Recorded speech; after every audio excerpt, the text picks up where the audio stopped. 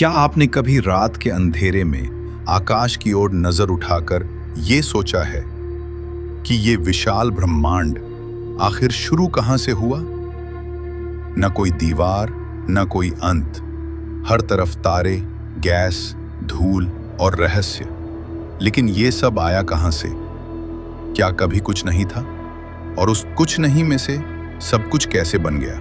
चलिए, हम आपको एक ऐसी यात्रा पर ले चलते हैं जो न सिर्फ समय की शुरुआत तक जाती है, बल्कि आपके अस्तित्व की जड़ तक भी पहुंचती है। बहुत समय पहले, नहीं, समय भी नहीं था, कोई ऊपर नीचे, दाएं बाएं, कुछ भी नहीं था। सिर्फ एक गहरा अनंत शून्य। न रोशनी, न अंधकार, न गति, न ठहराव, कोई दिशा नहीं, कोई ध्वनि नहीं, कुछ नहीं। पर उसी कुछ नहीं में छुपा था सब कुछ। अनंत ऊर्जा, गुरुत्वाकर्षण की कल्पना, स्थान की संभावना और समय की बीज अवस्था। फिर अचानक 13.8 अरब साल पहले एक पल ऐसा आया जब वो अनंत ऊर्जा एक बेहद छोटे, असीम घनत्व वाले बिंदु में सिमटी हुई फटी, और वो था बिग बैंग। ध्यान रहे, ये कोई बारूद जैसा धमाका नहीं था, ये था एक विस्तार। हर दिशा में, हर दिशा के भी पार, उस ऊर्जा ने खुद को फैलाना शुरू किया। एक बिंदु जिसकी न कोई आकृति थी, न आकार।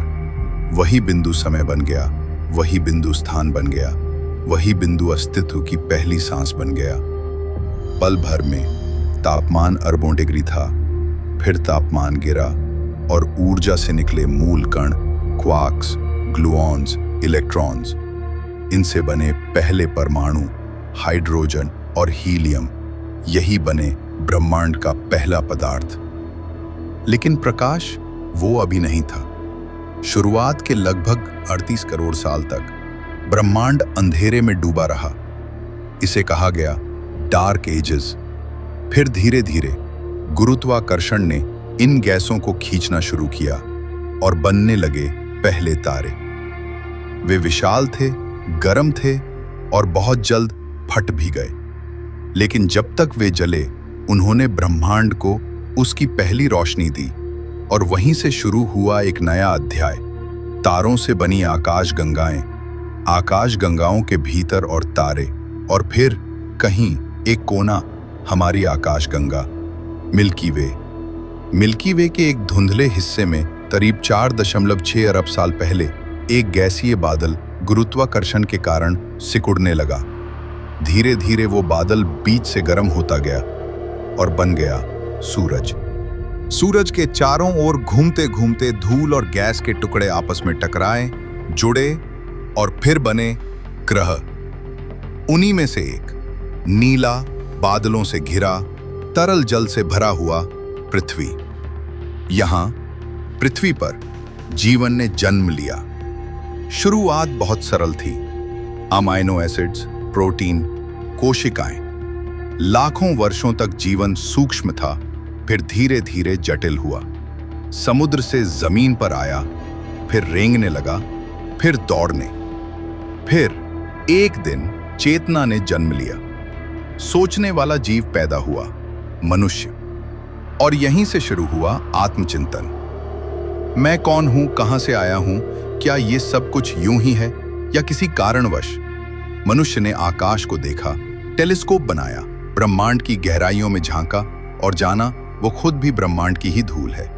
उसकी हड्डियों में वो कैल्शियम है जो किसी मरे हुए तारे के गर्भ से निकला था।